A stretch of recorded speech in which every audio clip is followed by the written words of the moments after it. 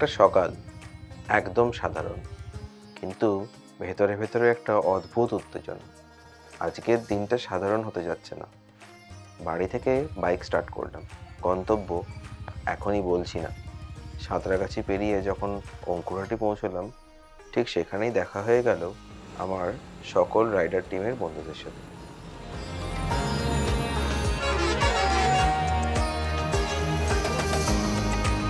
বেরিয়ে পড়েছি, যাচ্ছি এখন ফার্স্ট ডেস্টিনেশন ঘাটশিলা বা খড়গপুর। চা, ব্রেকফাস্ট, হালকা হাসি মজা, তারপর একটা মুহূর্ত থ্রটল ঘুরলো আর শুরু হয়ে গেল আসল গল্প।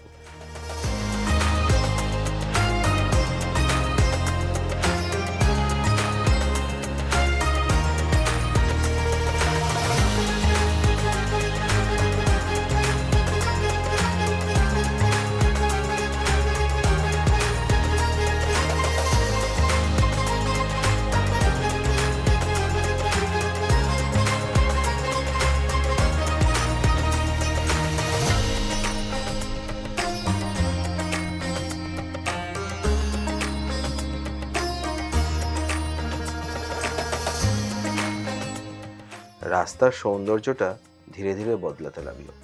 একদিকে জঙ্গল, অন্যদিকে খোলা আকাশ, এমন স্মুথ হাইওয়ে, মনে হচ্ছিল বাইকটা নিজেই উড়ছে। কিছুটা এগোতেই আমরা ঢুকে পড়লাম অন্য এক জগতে। গন্তব্য এখন ঘাটশিলা।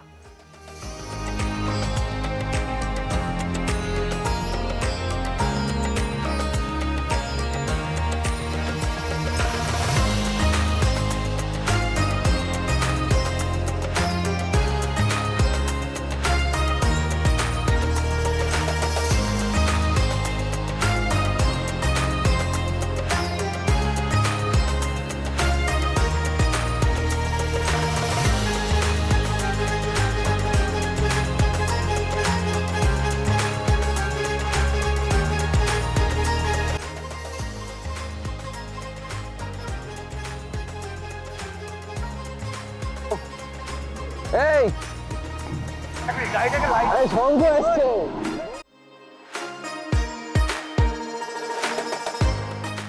কিছুক্ষণের মধ্যেই ঘাটশিলা পৌঁছে গেলাম। ঘাটশিলায় সেরে নিলাম আমাদের দুপুরবেলার খাওয়া দাওয়া। একটা সামনে ধাবা পেলাম, সেখানে ভালোই খাওয়া দাওয়া হলো। ঘাটশিলায় এখন লাঞ্চ হচ্ছে। এরা ভেজ থালি খাচ্ছে, এরা চিকেন দেয়নি, আমাদের চিকেন আছে, আমরা চিকেন খাবো। এই যে আরও এরা হচ্ছে একদম প্রপার ভেজ, এরা হচ্ছে ইমপ্রপার ভেজ। ইমপ্রপার ভেজ পেঁয়াজ সমেত, যদি পেঁয়াজটা ভেজে দেবে।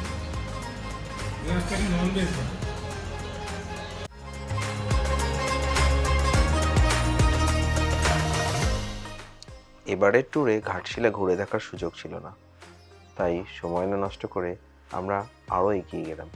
আমাদের যে অনেক দূর যেতে হবে।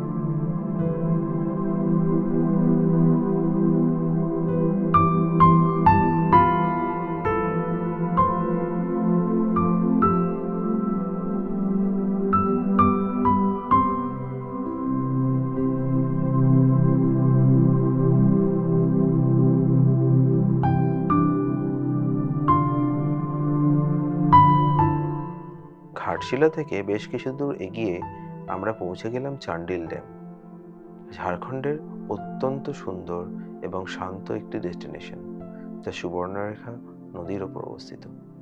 এই বাঁধটি পাহাড় আর সবুজে ঘেরা একটা বিশাল জলাধার।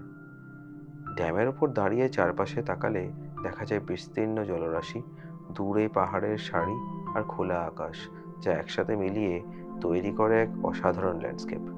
এখানকার পরিবেশ বেশ শান্ত, নিরিবিলি, তাই শহরের কোলাহল থেকে দূরে এসে কিছুটা সময় কাটানোর জন্য একটি আদর্শ জায়গা। বিশেষ করে সূর্যাস্তের সময় জায়গাটি একেবারে অন্যরকম হয়ে ওঠে। আকাশের রং আর জলের প্রতিফলন মিশিয়ে তৈরি হয় এক মুগ্ধকর দৃশ্য।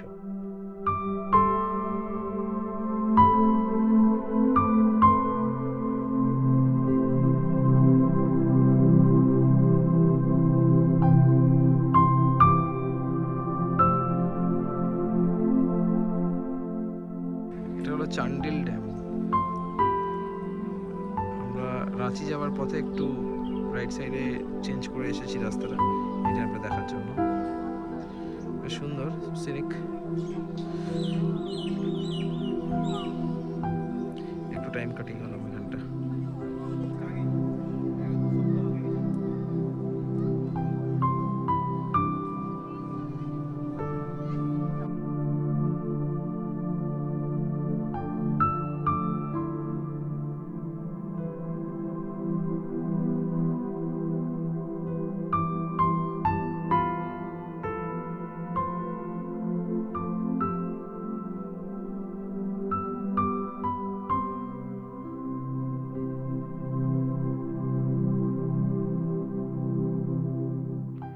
সিনেমার মতো একটা দৃশ্য, কিন্তু থামার সময় নেই, কারণ সামনে এখনো অনেকটা পথ বাকি।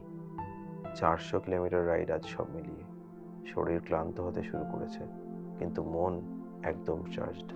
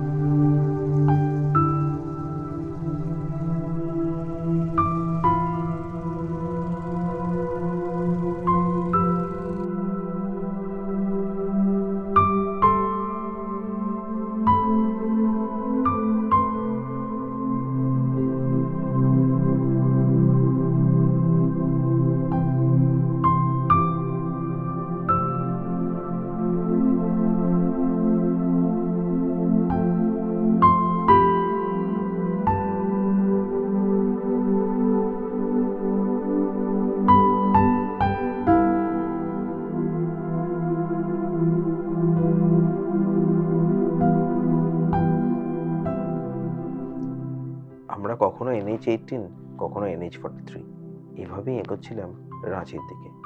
মাঝপথে মা জোহর ধাবাতে ছোট্ট একটা কফি বিরতি নিলাম। 1 কাপ গরম কফি, হালকা রেস্ট, আর ব্যাস আবার নতুন এনার্জি নিয়ে রাস্তায়। তারপর শুধু অপেক্ষা করে আছে আমাদের আজকের গন্তব্য রাঁচি। আজকে সন্ধ্যের মধ্যে সেখানে পৌঁছতেই হবে। এই যে আমরা এখন দাঁড়িয়ে আছি এই একটা ধাবাতে, যার নাম জোহর, মা জোহর ধাবা। সেখানে রবি খাটিয়াতে বসে আছে, এখানে কফি খাওয়া চলছে।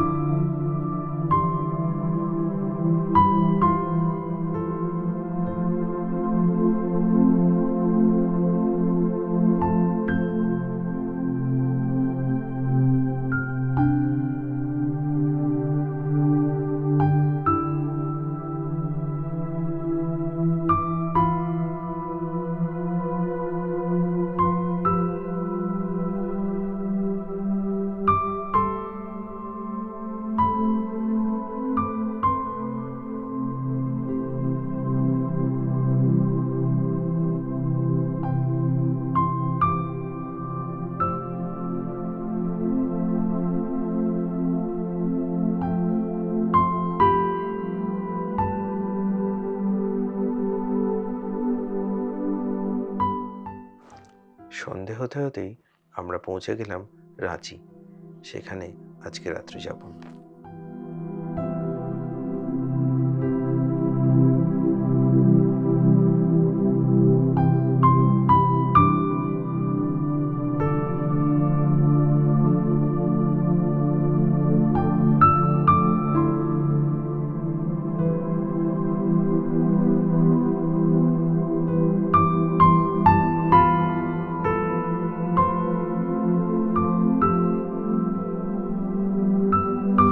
কি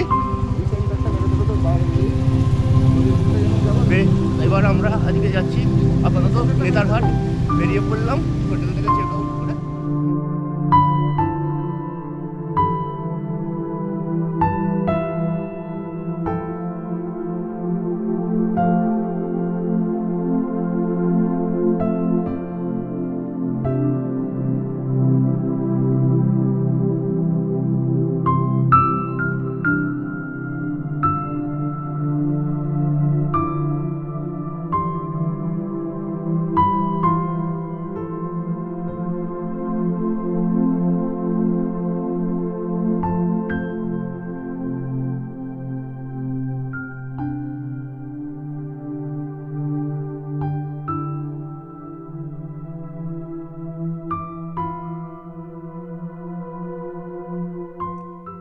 রাঁচি থেকে নেতারহাট যাবার পথটা যেন ধীরে ধীরে এক শহুরে গল্প থেকে প্রকৃতির এক স্বপ্নের জগতে ঢুকে পড়ে।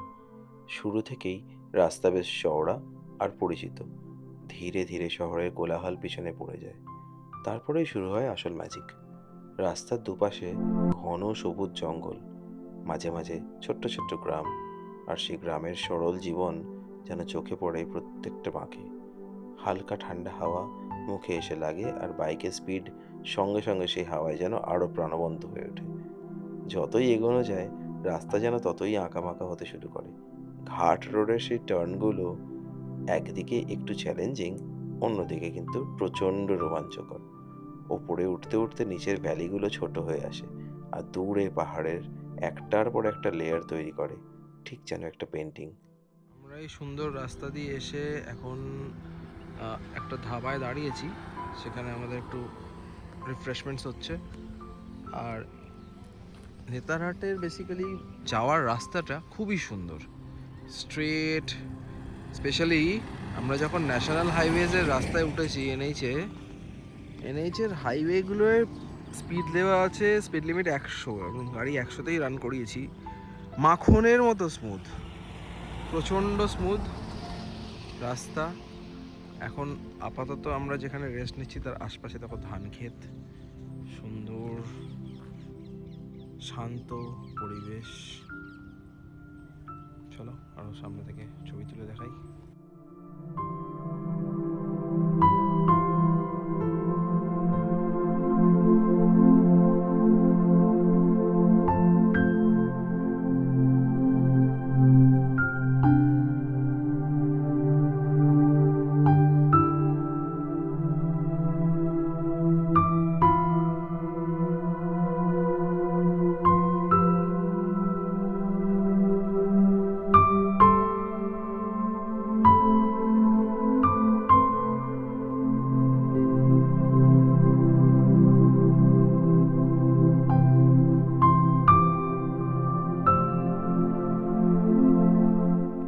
কখনো সূর্যের আলো গাছের ফাঁক দিয়ে এসে পড়ে রাস্তায়, আবার কখনো পুরো রাস্তা ঢেকে যায় ছায়ায়।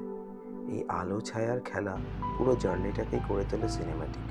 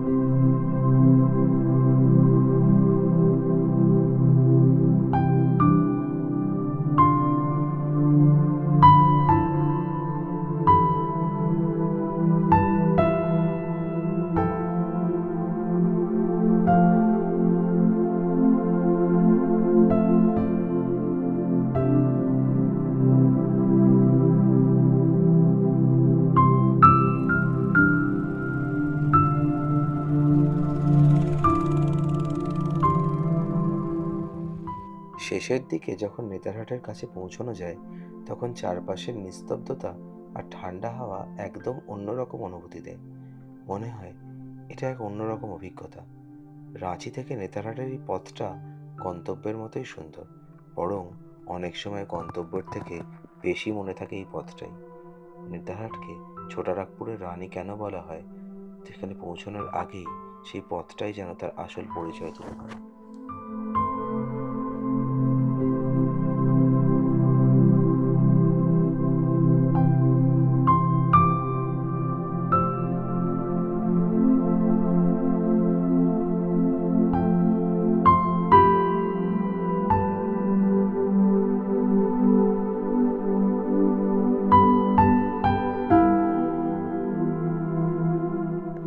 নেতারহাট পৌঁছে বিকালবেলা আমরা ঘুরে দেখলাম কয়েকটি দারুণ জায়গা।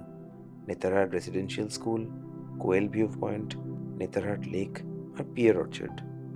এর মধ্যে সব থেকে বেশি মন ছুঁয়ে গেল নেতারহাট রেসিডেন্সিয়াল স্কুলটা। সবুজে ঘেরা বিশাল ক্যাম্পাস, পুরোনো দিনের সেই ক্লাসিক বিল্ডিং আর চারপাশে নিস্তব্ধ পরিবেশ, সব মিলিয়ে এক অদ্ভুত শান্তি। মনে হচ্ছিল এখানেই থেকে যাই, এখানে পড়াশোনা করি, এমন সুন্দর একটা জায়গা প্রতিদিন কাটানো, এটা যেন স্বপ্নের মতো।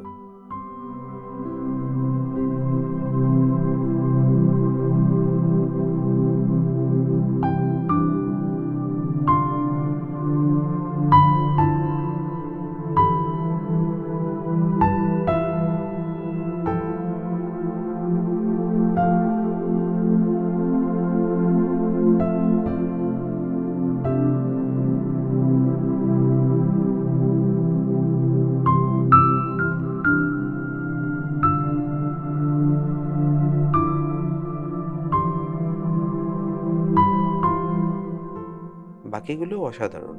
ভিউ পয়েন্ট থেকে পাহাড়ের দৃশ্য, লেকের শান্ত জল আর পিয়ের অর্চার্ডের সরল সৌন্দর্য।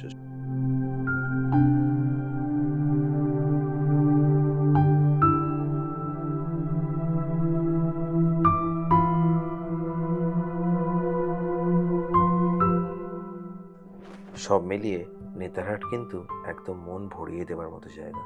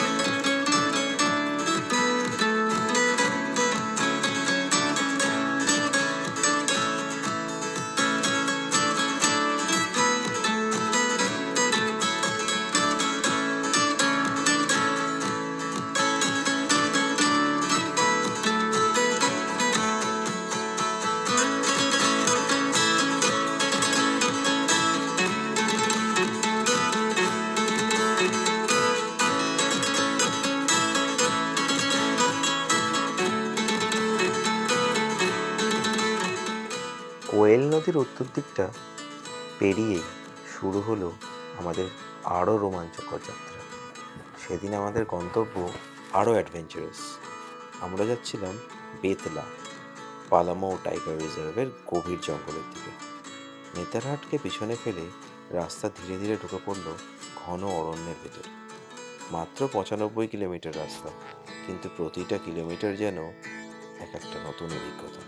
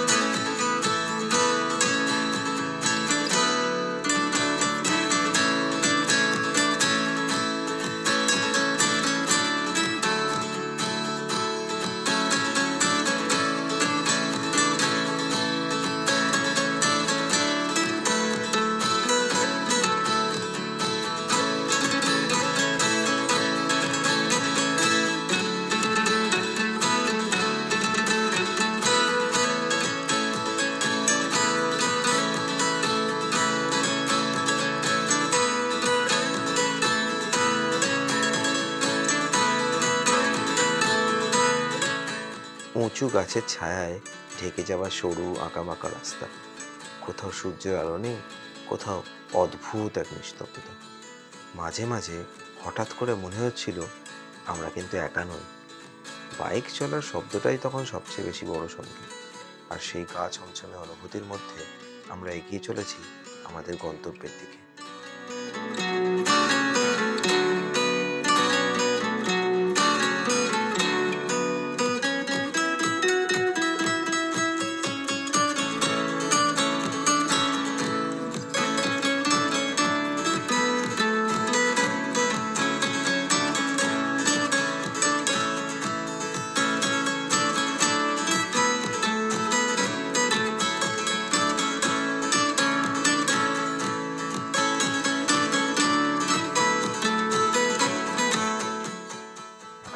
অবশেষে পৌঁছলাম Betla, Palamau tiger reserve. Forest bungalow tree হাউসে আমাদের সেদিনকার রাত্রি যাপন।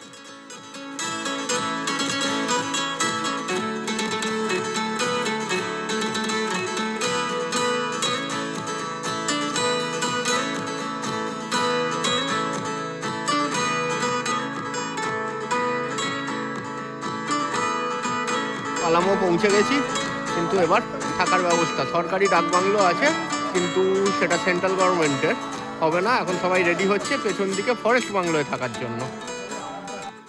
সেদিন ছিল পূর্ণিমার রাত। চারপাশে অন্ধকার, দূরে অজানা জন্তুর ডাক, আর নিস্তব্ধতার মাঝে সেই রাতটা ভয়, রোমাঞ্চ আর প্রকৃতির এক অসাধারণ মিশেল, যা আজও মনে পড়লে গা শিহরিত হয়ে ওঠে। Good morning from Betla. আমরা গতকাল রাতে বেতলা ফরেস্টে এসে পৌঁছেছি। বাইক রাইড করেছি নেতারহাট থেকে বেতলা। তার আগে সকালবেলা আমরা নেতারহাট এসেছি 150 কিলোমিটার বাইক রাইড করে। আমরা বেরিয়ে সাফারিতে যাচ্ছি সবাই মোটামুটি উঠে। এইটা আমাদের কটেজ ছিল, এই যে জঙ্গল ব্যাবলার।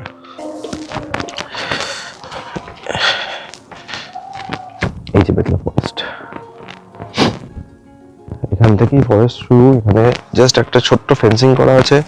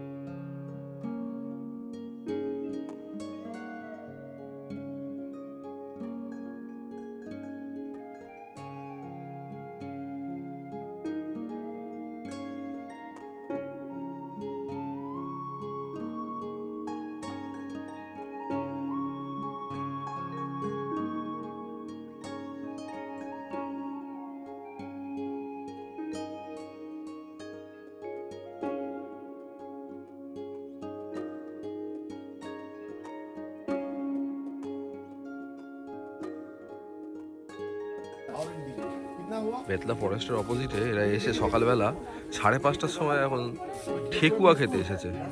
কান্না দেখো। ঠেকুয়া খাওয়া দে ভাই, ঠেকুয়া খাওয়া।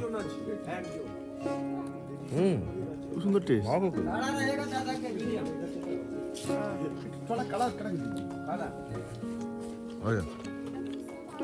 সকাল সকাল ঠেকুয়া খাচ্ছে। অবস্থা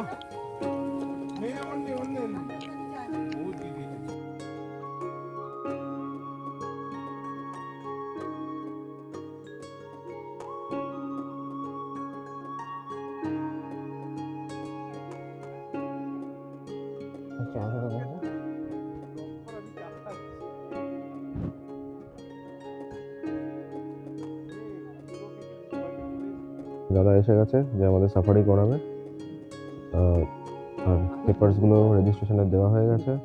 এই গাড়ি প্রদীপ্তকে দায়িত্ব দেওয়া আছে ওখানে গিয়ে বুকিং করে আসার। সকালের আদা চা সঙ্গে অসাধারণ ঠেকুয়া খেয়ে আমরা তৈরি। তারপর হুড খোলা জিপে উঠে বসলাম। আজ সাফারি। পালামাও টাইগার রিজার্ভের জঙ্গলের ভেতরে ঢুকতেই এ যেন অন্য এক জগৎ। তারপর যা দেখলাম, সাফারির গেট খুলে হলো, সাফারি ওই গাড়িটা ঢুকছে।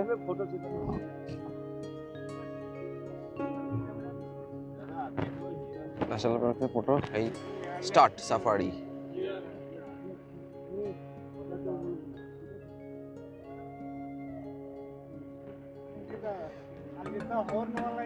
সামনেই হরিণ, সব হরিণ চলে যাচ্ছে। ফার্স্টেই হরিণ দেখতে পেয়েছি গেট দিয়ে ঢুকে। এখানেও হরিণ আছে, এইখানে দেখা যাচ্ছে হালকা হালকা। এখনো অন্ধকার।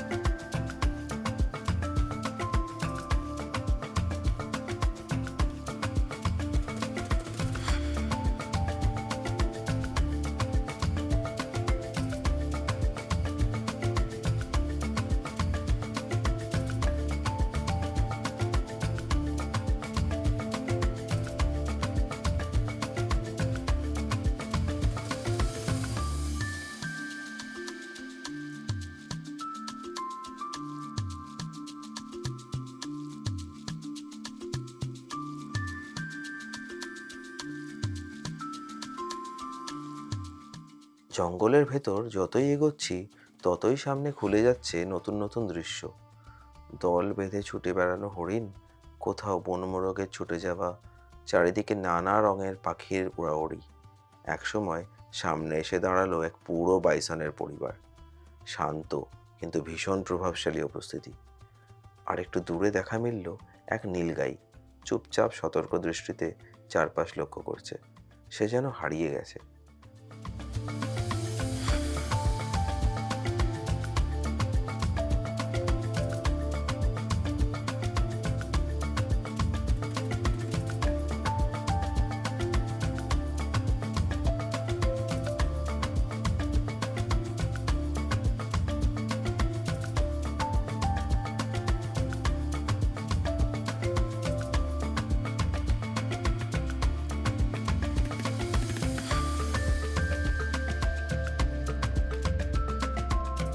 সব থেকে ডেন্স এরিয়ার মধ্যে আছি, চারপাশে জঙ্গল। অনেক পাখি দেখলাম, জঙ্গল ভরে ছিল তাদের রং আর ডাকে, কিন্তু বাঘের দেখা পেলাম না। এই আফসোসটা থেকে গেল মনেই।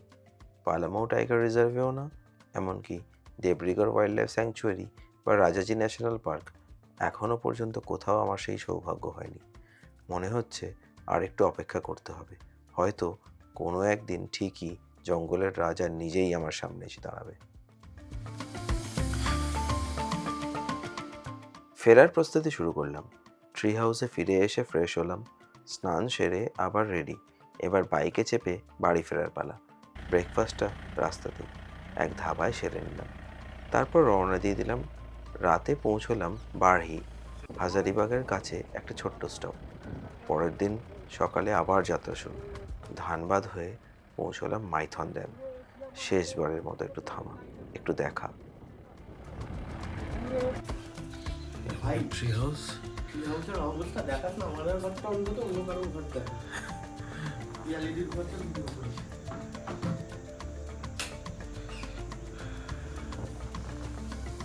হাতিটা দেখতে পাইনি কেন, হাতি থাকতো আগে, এখন আর হাতি দেখা যাচ্ছে না।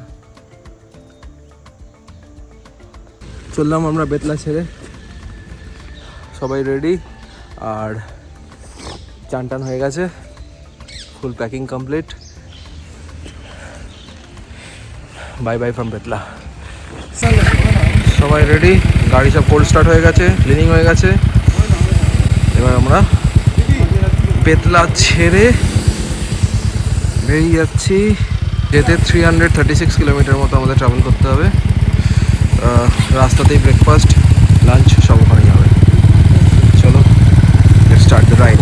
গরম গরম আলুর পরোটা খাওয়া হচ্ছে, আলু পরোটা না, পনির পরোটা। সরি পনির পরোটা, তার সাথে টক দই, লস্যি। ও ম্যাজেস্টিক গরম, এই হচ্ছে গরম, গরমের নমুনা। নে হাঁকর চলে এসেছি। বাড়ি থেকে আরেকটু এগিয়েছিলাম, বাড়ি থেকে অনেক এগিয়ে। হ্যাঁ এখন আমরা সোজা ওখান থেকে চলে এসেছি ধানবাদ। ধানবাদ থেকে আরও মোটামুটি 20-30 কিলোমিটার চালিয়ে চলে এসেছি মাইথন ড্যাম। ডিভিসির আন্ডারে আছে মাইথন ড্যাম। সেই মাইথন ড্যামের পাড়ে বসে আছি, বোটিং করলেও করতে পারি। আর দুর্দান্ত ভিউ এখানে। মাইথন ড্যাম একদম শান্ত, ছড়িয়ে থাকা নীল জল আর চারপাশে ছোট্ট ছোট্ট পাহাড়ের ছোঁয়া। এখানে এসে যেন পুরো ট্রিপটার একটা ধীর সুন্দর সমাপ্তি পেলাম। হালকা বাতাস, জলের ওপর সূর্যের আলো ঝিকমিক করছে, চারপাশে এক অদ্ভুত প্রশান্তি। আমাদের টিমের কিছুজন বোটিং করতে নেমে পড়লো, কিন্তু আমি আর পুলকদা শুধু বসে বসে সেই দৃশ্যটা উপভোগ করলাম। আর অবশ্যই ক্যামেরা থামেনি এক মুহূর্তের জন্য। অনেকগুলো ছবি, অনেক হাসি আর অনেক কিছু না বলা মুহূর্ত আমরা ওখানে কিন্তু নিজেদের সাথে শেয়ার করছিলাম। তারপর সবার সঙ্গে একটা ছোট্ট টাটা করে আমরা রওনা দিলাম বাড়ির পথে। ধীরে ধীরে সবাই যে যার মতো নিজের বাড়ির পথে পৌঁছে গেল সেফলি, কিন্তু রয়ে গেল একরাশ স্মৃতি। এমন স্মৃতি যা শুধু মনে থাকে না, হৃদয়ে গেঁথে যাবে চিরকাল। আর শেষে একটা স্পেশাল মেনশন, প্রদীপ্তকে অনেক অনেক ধন্যবাদ এই পুরো ট্রিপের সাহায্য আর আমাদের সাহস আর মোটিভেশন জোগানোর জন্য।